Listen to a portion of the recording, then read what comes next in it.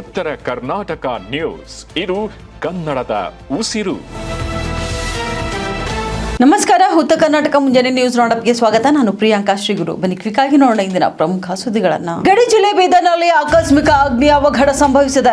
ಅಗ್ನಿ ಅವಘಡದಿಂದ ಧಗಧಗನೆ ಹೊತ್ತಿಯುರಿದ ರಟ್ಟಿನ ವಸ್ತುಗಳು. ರಟ್ಟಿನ ಖಾಸಗಿ ಕಂಪನಿಯಲ್ಲಿ ಅಗ್ನಿ ಅವಘಡ ಸಂಭವಿಸಿದೆ. ಊಟದ ಪ್ಲೇಟ್ ಸೇರಿದಂತೆ ವಿವಿಧ ರೀತಿಯಲ್ಲಿ ರಟ್ಟಿನ ವಸ್ತುಗಳನ್ನ ತಯಾರು ಮಾಡ್ತಿದ್ದಂತ ಘಟಕಕ್ಕೆ ಬೆಂಕಿ ತಗುಲಿದೆ. ಇನ್ನು ಹಲವು ದಿನಗಳಿಂದ ಸಂಗ್ರಹ ಮಾಡಲಾಗಿದ್ದಂತ ರಟ್ಟಿನ ಬಾಕ್ಸ್ಗಳು ಹಾಗೂ ಪ್ಲೇಟ್ಗಳು ಎಲ್ಲವೂ ಕೂಡ ಏಕಾಏಕಿ ಬೆಂಕಿ ತಗುಲಿ ಸುಟ್ಟು ಭಸ್ಮವಾಗಿವೆ. ಇನ್ನು ಲಕ್ಷಾಂತರ ಮೌಲ್ಯದ ರಟ್ಟು ಮತ್ತು ಯಂತ್ರೋಪಕರಣಗಳು ಬೆಂಕಿಗೆ ಆಹುತಿಯಾಗಿದ್ದನ್ನ ನೀವು ನೋಡ್ತಾ ಇರಬಹುದು. ಬೀದರ್ ಜಿಲ್ಲೆಯ ಪ್ರತಾಪ್ ನಗರದಲ್ಲಿ ಈಗ ಒಂದು ಘಟನೆ ನಡೆದಿದೆ. ವಿಷಯ ತಿಳಿದು ಅಗ್ನಿಶಾಮಕ ವಾಹನಗಳು ಸ್ಥಳಕ್ಕೆ ದೌಡಾಯಿಸಿದ್ದಾರೆ. ಬೆಂಕಿಯನ್ನ ನಂದಿಸಿದ್ರು ಕೂಡ ಬಹುತೇಕ ವಸ್ತುಗಳು ಬೆಂಕಿಗೆ ಆಹುತಿಗಳಾಗಿವೆ. ನ್ಯೂಟನ್ ಪೊಲೀಸ್ ಠಾಣಾ ವ್ಯಾಪ್ತಿಯಲ್ಲಿ ಈ ಘಟನೆ ನಡೆದಿದೆ.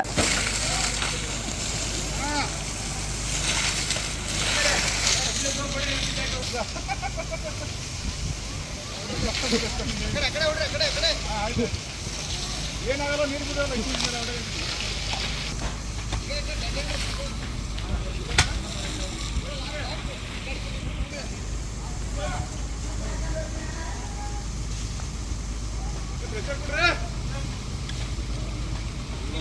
ಪ್ರಕಾಶ್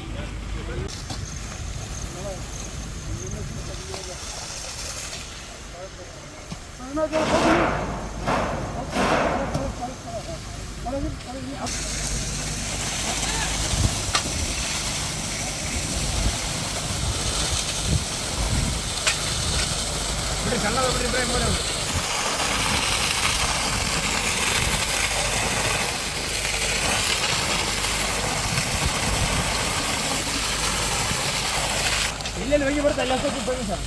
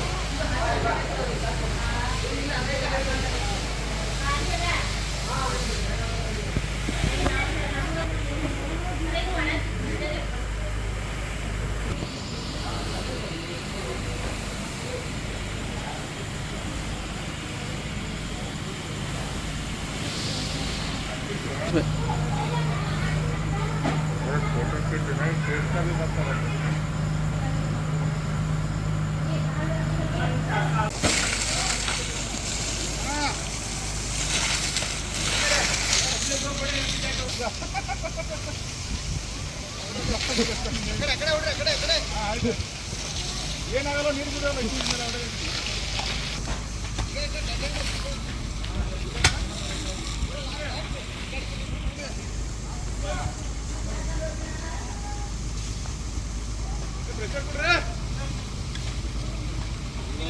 ಪ್ರಕಾಶ್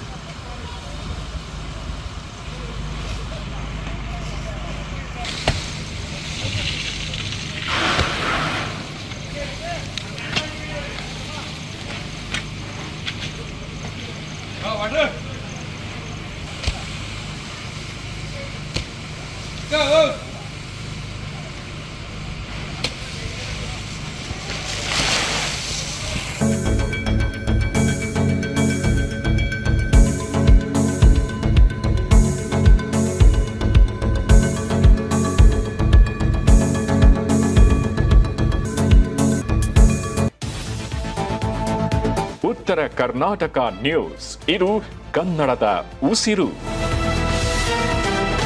ಬೀದರ್ನಿಂದ ಬೆಂಗಳೂರು ವಿಮಾನ ಸೇವೆಯ ವೇಳಾಪಟ್ಟಿಯನ್ನು ಸ್ಟಾರ್ ಏರ್ ಸಂಸ್ಥೆ ಬದಲಾವಣೆ ಮಾಡಿರುವುದಕ್ಕೆ ಗ್ರಾಮೀಣಾಭಿವೃದ್ಧಿ ಮತ್ತು ಪಂಚಾಯತ್ ರಾಜ್ ಸಚಿವ ಈಶ್ವರ್ ಖಂಡ್ರೆ ತೀವ್ರ ಅಸಮಾಧಾನ ವ್ಯಕ್ತಪಡಿಸಿದ್ದಾರೆ. ಈ ಕುರಿತು ಮುಖ್ಯಮಂತ್ರಿ ಹಾಗೂ ಮೂಲಸೌಕರ್ಯ ಅಭಿವೃದ್ಧಿ ಸಚಿವರಿಗೆ ಪತ್ರ ಬರೆದಿರುವ ಅವರು ಹಳೆಯ ವೇಳಾಪಟ್ಟಿಯನ್ನೇ ಮುಂದುವರಿಸುವಂತೆ ಆಗ್ರಹಿಸಿದ್ದಾರೆ.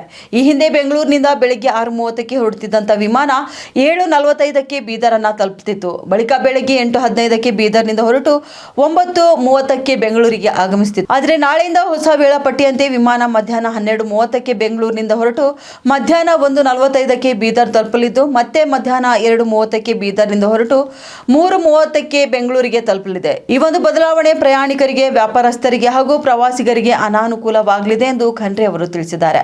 ಹೀಗಾಗಿ ಸಾರ್ವಜನಿಕರ ಹಿತದೃಷ್ಟಿಯಿಂದ ಹಳೆಯ ಬೆಳಗಿನ ವೇಳಾಪಟ್ಟಿಯನ್ನೇ ಪುನಃ ಜಾರಿಗೆ ತರಬೇಕೆಂದು ಅವರು ಒತ್ತಾಯಿಸಿದ್ದಾರೆ. ಹೊಸ ವೇಳಾಪಟ್ಟಿಯಿಂದ ಪ್ರಯಾಣಿಕರ ಸಂಖ್ಯೆ ಕಡಿಮೆಯಾಗುವ ಸಾಧ್ಯತೆ ಕೂಡ ಹೆಚ್ಚಾಗಿದ್ದು, ಸರ್ಕಾರ ನೀಡುತ್ತಿರುವಂತಹ ವಯಬಿಲಿಟಿ ಗ್ಯಾಪ್ ಫಂಡ್ ನಿಷ್ಪ್ರಯೋಜಕವಾಗಬಹುದು ಎಂದು ತಿಳಿಸಿದ್ದಾರೆ.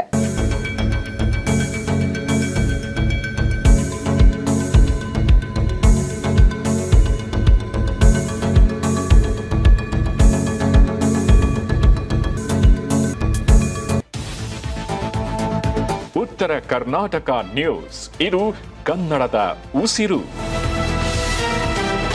ಈಗಾಗಲೇ ಮಳೆಗಾಲ ಆರಂಭವಾಗಿದ್ದು ರೈತರು ಬಿತ್ತನೆ ಕಾರ್ಯಕ್ಕೆ ಸಜ್ಜಾಗಿರುವ ಈ ಒಂದು ಸಂದರ್ಭದಲ್ಲಿ ಬೀಜ ವಿತರಣೆಯಲ್ಲಿ ಉಂಟಾಗಿರುವಂತಹ ವಿಳಂಬ ರೈತರ ಆತಂಕಕ್ಕೆ ಕಾರಣವಾಗಿದೆ. ಬೀದರ್ ಜಿಲ್ಲೆಯ ಔರಾದ್ಬಿ ತಾಲೂಕಿನ ಕೌಟ ಹಾಗೂ ಸಂತಪುರ್ ಬೀಜ ವಿತರಣಾ ಕೇಂದ್ರಗಳಲ್ಲಿ ರೈತರಿಗೆ ಸಕಾಲದಲ್ಲಿ ಬೀಜ ವಿತರಣೆ ಮಾಡಲಾಗ್ತಿಲ್ಲ ಎಂದು ಆರೋಪಿಸಿ ಕಲ್ಯಾಣ ಕರ್ನಾಟಕ ನಿರ್ಮಾಣ ಸೇನೆ ಪ್ರತಿಭಟನೆಯನ್ನ ನಡೆಸಿದೆ. ರೈತ ಸಂಪರ್ಕ ಕೇಂದ್ರ ಹಾಗೂ ಕೃಷಿ ಇಲಾಖೆ ಅಧಿಕಾರಿಗಳ ನಿರ್ಲಕ್ಷ್ಯದಿಂದ ರೈತರು ದಿನಗಟ್ಟಲೆ ಕೇಂದ್ರಗಳಿಗೆ ಅಲೆದಾಡುವಂತಾಗಿದೆ ಎಂದು ಸಂಘಟನೆ ದೂರನ್ನು ನೀಡಿದೆ.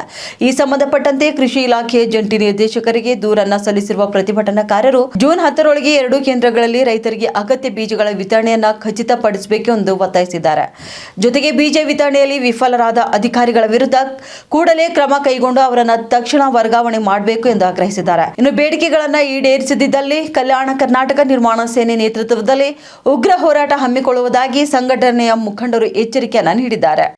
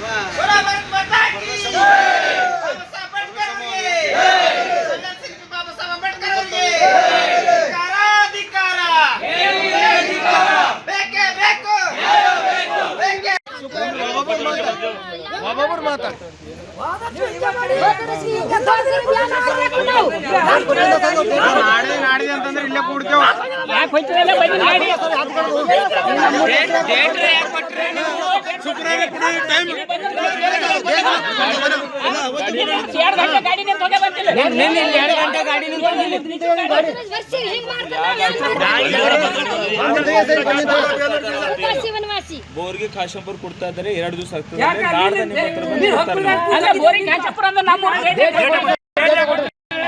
ಆಗ್ತದ ಕವರ್ ಮಾಡ್ಯಾರ, ಲೇಟ್ ಆಗ್ಯದ.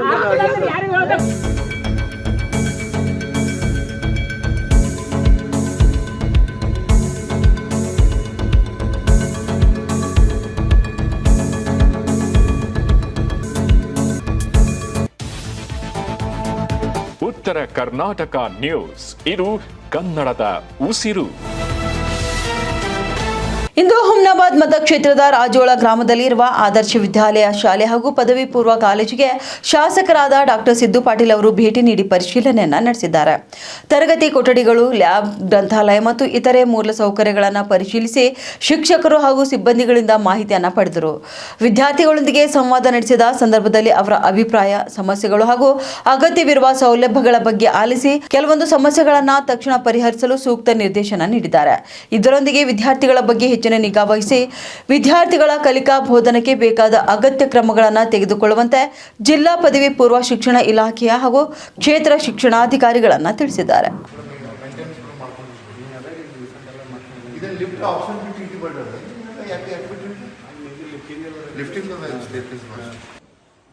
ಬದುಕಬೇಕಂತಂದ್ರೆ ನಮ್ಮ ಧ್ವನಿ ಹೊರಗೆ ಆಗ್ತದೆ. ಅವಾಗ ಮಾತ್ರ ನಮ್ಮ ಧ್ವನಿ ಬೇರೆ ಕೇಳ್ತಾರೆ. ನಾವು ಧ್ವನಿನೇ ಹೊರಗೆ ಹಾಕಿಲ್ಲ ಅಂತಂದ್ರೆ ಯಾರು ಕೂಡ ಕೇಳಕ್ ಸಾಧ್ಯ ಇಲ್ಲ. ಅದೊಂದು ನಮ್ಮ ಮಕ್ಕಳ ಹತ್ರ ಬಹಳಷ್ಟು ಕಡೆ ನಾನು ಹೇಳ್ತೀನಿ, ಅವ್ರಿಗೆ ಬಹಳಷ್ಟು ಕಡೆ ಇದೆ. ನೀವು ಕಂಪ್ಯಾರಿಸನ್ ನೋಡಿ, ಈಗ ಬೆಂಗಳೂರು, ಮೈಸೂರು, ಆ ಭಾಗದಾಗ, ಧಾರವಾಡ, ಆ ಭಾಗದಾಗ ನೋಡ್ರಿ, ಮಕ್ಕಳಿಗೆ ಯಾವುದೇ ಒಂದು ಸಣ್ಣ ತೊಂದರೆ ಆದ್ರೂ ಕೂಡ ಅವ್ರು ಧ್ವನಿ ಎತ್ತಿ ಹೇಳ್ತಾರಿಲ್ಲ. ಗೊತ್ತ ತಮಗೆ ಏನು ಧೈರ್ಯ ಇರ್ಬೇಕು, ಕಾನ್ಫಿಡೆನ್ಸ್ ಇರ್ಬೇಕು ಮನುಷ್ಯನ ಹತ್ರ. It my B wrong, it my B right. ಎಲ್ಲರೂ ಕೂಡ ಒಳ್ಳೇದೇ ಆಗ್ತದಂತಿಲ್ಲ, ಎಲ್ಲರೂ ಕೂಡ ಒಳ್ಳೇದೇ ಇರ್ತದಂತಿಲ್ಲ. ಒಂದ್ ಕಡೆ ತಪ್ಪು. ಈಗ ಮಧ್ಯಾಹ್ನ ಲಂಚ್ ಮತ್ತೆ ಕೊಡ್ತಾರ ಏನ್ ಮಾಡ್ತೀವಿ?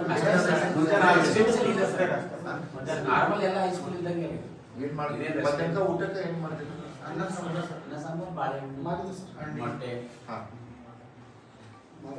ಬೆಳಗ್ಗೆ ಅಕ್ಕಿ ಬರೋದು ಇದ್ರಲ್ಲಿಂದ ಬರ್ತಾವ.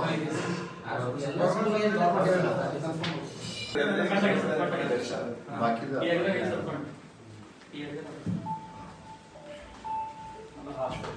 4 ಎಕರ್ 20 ಗುಂಟ.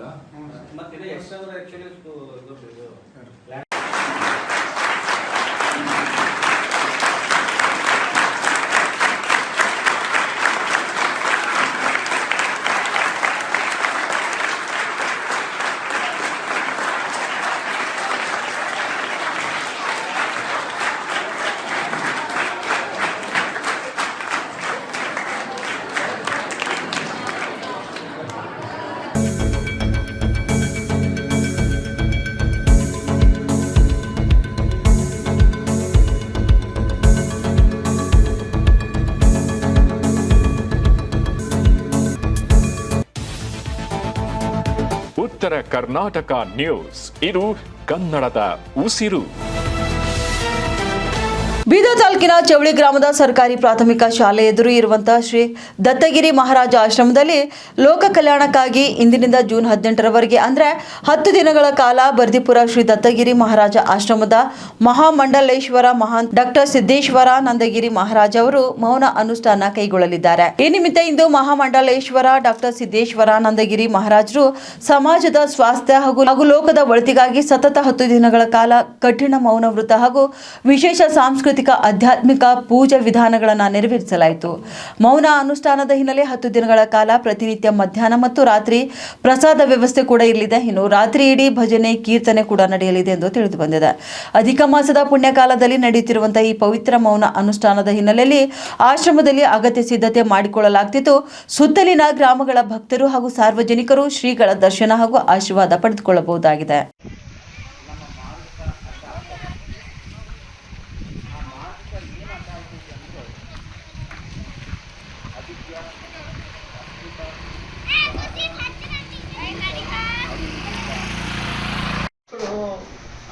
ದಾನ ಮಾಡಿದೀವಿ ಅಕ್ಕಿ ಅಂತಂದ್ರೆ 106 ಮಂದಿ ತಿಂತಾರೆ. 106 ಮಂದಿ ತಿಂತಾರೆ, ಒಬ್ಬರಿಬ್ಬರು ತಿನ್ನೋದಿಲ್ಲ. ನಾವು ಮಾಡ್ಕೊಂಡು ನಾವು ಮನೆ ಮಂದಿ ತಿಂತೀವಿ. ನಾವು ಚೇಂಜ್ ಮಾಡ್ಕೊಂಡ್ರೆ ಚೇಂಜದವು ನಾವು ಮನೆ ಎಷ್ಟು ಮಂದಿ ಕುಟುಂಬ ಸಗರೆ ತಿಂತೀವಿ. ನಾವು ಕೊಟ್ಟಿದ್ದು ಒಂದೇ ಪಾವು ಕಿಲೋ. ಈ ಅಧಿಕ ಮಾಸದಲ್ಲಿ ಮಲಮಾಸ ಯಾಕಂತಾರಂದ್ರೆ ಈ ಮಾಸದಲ್ಲಿ ವಿವಾಹ, ಗೃಹ ಪ್ರವೇಶ, ಕಲ್ಯಾಣ ಕಾರ್ಯಕ್ರಮಗಳು ಈ ಒಂದು ಮಾಸದಲ್ಲಿ ಮಾಡೋದಿಲ್ಲ. ಈ ಮಾಸದಲ್ಲಿ ಕೇವಲ ದಾನ, ಧರ್ಮ, ಜಪ, ಪೂಜಾ, ಅನುಷ್ಠಾನ ಕಾರ್ಯಕ್ರಮಗಳೇ ಮಾಡ್ತಾ ಇರ್ತಾರೆ. ಇದು ಈ ವರ್ಷ ಪ್ರತಿ ವರ್ಷ ಒಂದೊಂದು ಆಶ್ರಮದಾಗ ಮಾಡ್ತಿರ್ತೀವಿ ನಾವು. ಈ ವರ್ಷದಲ್ಲಿ ಚೌಳಿದಲ್ಲಿ ಅಂದರೆ 1 ತಿಂಗಳು ಮಾಡಬೇಕು. ಆ್ಯಕ್ಚುಲಿ 1 ತಿಂಗಳು ಮಾಡಬೇಕು. ಅಲ್ಲಿ ಅಮ್ಮೋರಿಗೆ ಸಲುವಾಗಿ ಅಮ್ಮೋರಿಗೆ ಆರೋಗ್ಯ ಸರಿ ಇದ್ದಿಲ್ಲ. ಲಾಸ್ಟು 7 ಡೇಸು ನಾವಿಲ್ಲಿ ಅಧಿಕ ಮಾಸದ ಅನುಷ್ಠಾನ ಮಾಡಬೇಕಂತ ಗುರುಗಳ ಆಶೀರ್ವಾದದಿಂದ ಸಂಕಲ್ಪ ಆಗಿದೆ. ಇವತ್ತಿನಿಂದ ಪ್ರಾರಂಭ 15 ತಾರೀಕು ತನಕ ಇದು ಅಧಿಕ ಮಾಸ ಅನುಷ್ಠಾನ ಕಾರ್ಯಕ್ರಮ ಇರ್ತದೆ. 16, 17, 18 ತಾರೀಕು ಶಿಖರ ಪ್ರತಿಷ್ಠಾಪನೆ ಇದೆ. ಆ ಶಿಖರ ಪ್ರತಿಷ್ಠಾಪನದಲ್ಲಿ ಕೂಡ ಕಂಟಿನ್ಯೂ ನಾವು ಇದೇ ಕಾರ್ಯಕ್ರಮ ಮಾಡ್ತಾಯಿದ್ದೀವಿ. ಅದು 9 ದಿವಸ ಕಂಟಿನ್ಯೂ ಕಾರ್ಯಕ್ರಮ ಇರ್ತದೆ. 10ನೇ ದಿವಸದಲ್ಲಿ ಶಿಖರ ಪ್ರತಿಷ್ಠಾಪನೆ ಮಾಡಿ ಮುಕ್ತಾಯ ಮಾಡಿದಿದೆ. ನಮ್ಮ ಸನಾತನ ಧರ್ಮದಲ್ಲಿ ದಾನ, ಧರ್ಮ, ಪೂಜಾ, ಜಪ, ಯಜ್ಞ, ಯಾಗ ಇತ್ಯಾದಿಗಳಿಗೆ ಅತ್ಯದ್ಭುತವಾದಿರುವಂಥ ಶಕ್ತಿ ಇದೆ. ಅದರಿಂದ ನಮ್ಗೆ ಪುಣ್ಯ ಬರ್ತದೆ ಅಂತೇಳಿ ಒಂದು ನಮ್ಮ ವಿಶ್ವಾಸ. ನಮಗಿದೆಲ್ಲ ಯಾರು ಕೊಟ್ಟಾರಪ್ಪ ಅಂದ್ರೆ ಋಷಿಮುನಿಗಳು ನಮ್ಗೆ ಕೊಟ್ಟಿದ್ದಾರೆ. ಋಷಿ ಆಚರಣೆ ಮಾಡಿ ನಮಗೆ ಕೊಟ್ಟಿದ್ದಾರೆ. ಆ ಋಷಿ ಒಂದು ಮಾರ್ಗದಲ್ಲಿ ನಾವು ನಡ್ತಾ ಇದ್ದೀವಿ. ಗುರು ದತ್ತಗಿರಿ ಮಹಾರಾಜರು ನಿಮಗೆ ಪರಿಚಯ ಇರ್ಬೋದು. ಅವರು ಬರ್ದಿಪುರದಲ್ಲಿ ಅವರು ಜೀವ ಸಮಾಧಿ ಆಗ್ಯಾರ. 12 ವರ್ಷ ಈ ಥರ ಗಿಡ ಕೆಳಗಡೆ 12 ವರ್ಷ ಅನುಷ್ಠಾನ ಮಾಡಿ ಅವರು ಸಮಾಧಿ ಆಗಿರುವಂಥ ಸ್ಥಾನ ಬರ್ದಿಪುರ. ಇಲ್ಲಿ ಬಿದರದಲ್ಲಿ ಕೂಡ ನಮ್ಮ ಸಮಸ್ತ ದತ್ತಗಿರಿ ಪಬ್ಲಿಕ್ ಸ್ಕೂಲ್ ಇದೆ. ಇಲ್ಲಿ ಕೂಡ ಆಶ್ರಮ ಏರ್ಪಾಟು ಮಾಡಿದ್ದಾರೆ. ಈ ಕಾರ್ಯಕ್ರಮಗಳೆಲ್ಲ ಚೌಲಿ ಗ್ರಾಮದ ಉತ್ಸವ ಕಮಿಟಿ ಸಭ್ಯರು ಮತ್ತು ಗ್ರಾಮದ ದೊಡ್ಡವರೆಲ್ಲರೂ ಕಲಿತು ಇದು ಅತ್ಯದ್ಭುತವಾದಂಥ ಕಾರ್ಯಕ್ರಮ, ಒಂದು 10 ದಿವಸ ಕಾರ್ಯಕ್ರಮ ಮಾಡ್ತಾ ಇದ್ದಾರೆ. ಈ ಕಾರ್ಯಕ್ರಮದಲ್ಲಿ ಎಲ್ಲ ಭಾಗ ತಗೊಂಡು ಇದು ಮರಕತಿ ಲಿಂಗ ಅಂದ್ರೆ ಭಾಳ ಕಠಿಣ. ಈ ಮರಕತಿ ಲಿಂಗ ಪೂಜೆ ಮಾಡಿದ್ರೆ ಇಲ್ಲಿ ಅಧಿಕ ಮಾಸದಲ್ಲಿ 33 ದಾನ ಮಾಡಬೇಕಂತ ನಿಯಮ ಇದೆ. ಏನಾರು ಮಾಡಿರಿ 33 ಮಾಡಬೇಕು. ಸಿಕ್ಕ ದಾನ ಮಾಡ್ತೀರಿ 33 ಸಿಕ್ಕ ದಾನ ಮಾಡಬೇಕು. ಅನ್ನದಾನ ಮಾಡ್ತೀರಿ 33 ಅನ್ನದಾನ ಮಾಡಬೇಕು. ಸ್ವೀಟ್ ದಾನ ಮಾಡ್ತೀರಿ 33 ಸ್ವೀಟ್ ದಾನ ಮಾಡಬೇಕು. ಆ ಥರ ಪಾತ್ರ ದಾನ ಮಾಡ್ತೀರಿ 33 ಪಾತ್ರ ದಾನ ಮಾಡಿ. ದೀಪ ದಾನ ಮಾಡ್ತೀರಿ 33 ದೀಪವನ್ನು ಧಾರಣ ಮಾಡಬೇಕು. ಯಾಕೆ 33 33 ಒಂದು ಸಲ ಇದು ಬರ್ತದೆ. 33 ತಿಂಗಳಿಗೊಂದು ಸಲ ಬರ್ತದೆ. ಒಂದೊಂದು ತಿಂಗಳಿಗೆ ಒಂದು ಹಂಗ ನೇಮ ಇದೆ. ಈ ನೇಮದಲ್ಲಿ ನಾವಿಲ್ಲಿ ಈ ಸಂಕಲ್ಪ ಮಾಡಿದ್ದೀವಿ. ಈ ಬಿದರ್ ಜಿಲ್ಲೆಯಲ್ಲಿ ಸಂಕಲ್ಪ ಮಾಡಿದ್ದೀವಿ. ಇದು ಲೋಕ ಕಲ್ಯಾಣಾರ್ಥವಾಗಿ ಮಾಡಿದ್ದೀವಿ. ಲೋಕ ಕಲ್ಯಾಣ ಅಂದರೆ ಲೋಕದಲ್ಲಿ ಏನಿದ್ರೂ ಕೂಡ ಅದು ದೂರ ಆಗಬೇಕು, ದುಷ್ಟಶಕ್ತಿ ಎಲ್ಲ ದೂರ ಆಗಬೇಕು ಅನ್ನೋದು ಸಂಕಲ್ಪ ಮಾಡಿ ನಾವು ಇದು ಮಾಡ್ತಾಯಿದ್ದೀವಿ. ನೀವೆಲ್ಲ ಸಹಕಾರ ಮಾಡಿ ಮುಂದಕ್ಕೆ ತೊಗೊಂಡು ಹೋಗಬೇಕು. ಈ ಗ್ರಾಮ ಭಕ್ತರು ಮತ್ತು ಬಿದರು ನೌಬಾದು ಇದ್ದಿರೋಂಥ ಎಲ್ಲ ಭಕ್ತರೆಲ್ಲ ಬಂದು ಒಂದು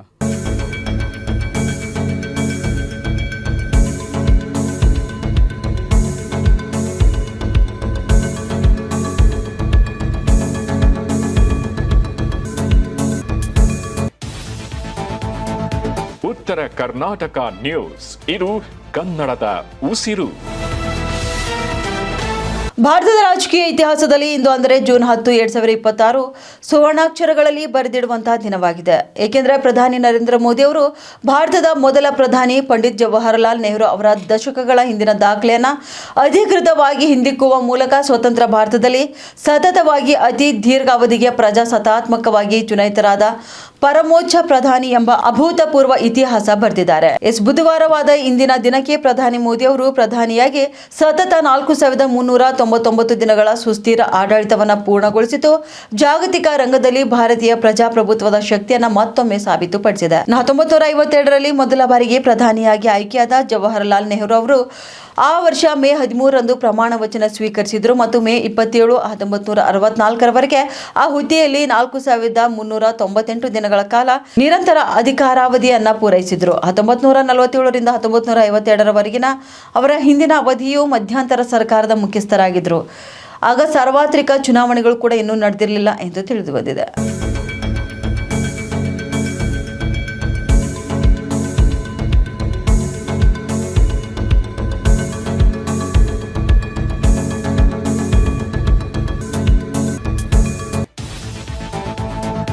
ಉತ್ತರ ಕರ್ನಾಟಕ ನ್ಯೂಸ್, ಇದು ಕನ್ನಡದ ಉಸಿರು. ಬಹುಭಾಷಾ ಹಿರಿಯ ನಿರ್ದೇಶಕ ಮತ್ತು ನಟ ಭಾರತಿ ರಾಜ 86 ವರ್ಷದಲ್ಲಿ ನಿಧನರಾಗಿದ್ದಾರೆ. ವೃದ್ಧಾಪ್ಯ ಮತ್ತು ಆರೋಗ್ಯ ಸಮಸ್ಯೆಗಳಿಂದ ಬಳಲುತ್ತಿದ್ದ ಅವರು ಕಳೆದ ಕೆಲವು ದಿನಗಳಿಂದ ಚೆನ್ನೈನ ಖಾಸಗಿ ಆಸ್ಪತ್ರೆಯಲ್ಲಿ ಚಿಕಿತ್ಸೆ ಪಡೆಯುತ್ತಿದ್ದರು. ಬುಧವಾರ ಜೂನ್ 10ರಂದು ಮುಂಜಾನೆ ಅವರು ಕೊನೆಯುಸಿರೆಳೆದಿದ್ದಾರೆ. ಇನ್ನು ಅವರ ಸಾವಿಗೆ ಇಡೀ ಚಿತ್ರರಂಗದ ಗಣ್ಯರು ಸಂತಾಪವನ್ನು ಸೂಚಿಸಿದ್ದಾರೆ. 1977ರ ತಮಿಳು ಚಿತ್ರ 16 ವೈತಿ ನೀಲೆ ಮೂಲಕ ಭಾರತಿ ರಾಜ ನಿರ್ದೇಶಕರಾದರು. ಅದಾದ ನಂತರ ಅವರು ಕಿಲಕ್ಕೆ ಪೋಗಂ ರೈಲ್, ಸಿಗಪ್ಪು ರೊಜಕಲ್, ಅಲೈಗಲ್ ವೈವೈತಿಲೈ, ಕಾದಲ್ ಓವಿಯಂ, ಮುದಲ್ ಮುರಾಥೈ. ಇನ್ನು ವಿಶೇಷ ಎಂದ್ರೆ ಕನ್ನಡದ ಖ್ಯಾತ ನಿರ್ದೇಶಕ ಪುಟ್ಟಣ್ಣ ಕಣ್ಗಾಳ್ ಬಳಿ ಭಾರತಿ ರಾಜ್ ಅವರು ಕೆಲಸವನ್ನ ಕಲ್ತಿದ್ರು. ಅವರ ಬಳಿ ಸಹಾಯಕ ನಿರ್ದೇಶಕರಾಗಿ ಕೆಲಸ ಮಾಡಿದ್ರು. ಆದಾಗ್ಯೂ ಕೂಡ ಭಾರತಿ ರಾಜ್ ಅವರು ಕನ್ನಡದಲ್ಲಿ ಯಾವುದೇ ಸಿನಿಮಾವನ್ನ ಮಾಡಿರಲಿಲ್ಲ. ದಂತಕಥೆಯ ನಿರ್ದೇಶಕರು. ತೆಲುಗಿನಲ್ಲಿ ಅನೇಕ ಕ್ಲಾಸಿಕ್ ಚಲನಚಿತ್ರಗಳನ್ನು ಕೂಡ ನಿರ್ದೇಶನ ಮಾಡಿದ್ದಾರೆ. ಸೀತಕೋಕ ಚಿಲುಕ, ಆರಾಧನಾ, ಜಮದಗ್ನಿ, ಇತರಂ ಇಲ್ಲು, ಎರಾ ಗುಲಾಬಿಲು, ಟಿಕ್ ಟಿಕ್ ಟಿಕ್, ಕೊತ್ತ ಜೀವನಲು, ಯುವತರಂ ಪಿರಿದಿಂಡಿ ಹೀಗೆ ಹಲವು ಉತ್ತಮ ಚಿತ್ರಗಳನ್ನ ತೆಲುಗು ಪ್ರೇಕ್ಷಕರಿಗೆ ಭಾರತಿ ರಾಜ್ ಅವರು ನೀಡಿದ್ದಾರೆ.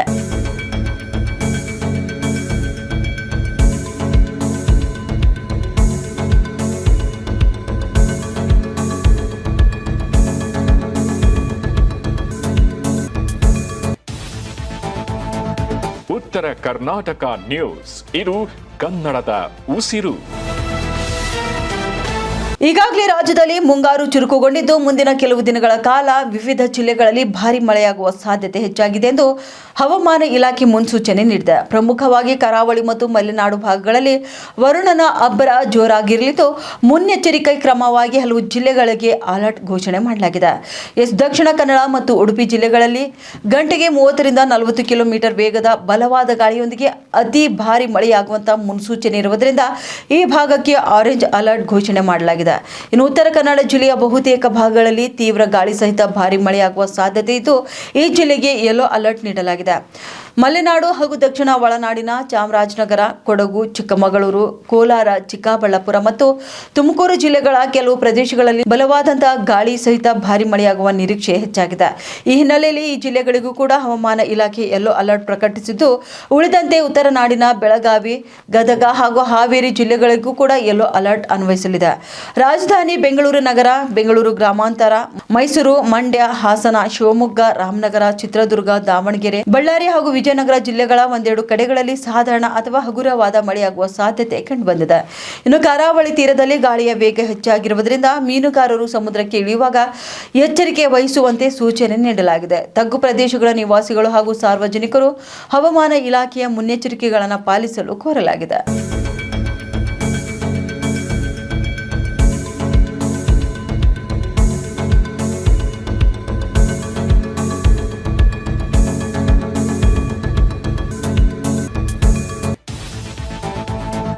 ಉತ್ತರ ಕರ್ನಾಟಕ ನ್ಯೂಸ್, ಇದು ಕನ್ನಡದ ಉಸಿರು.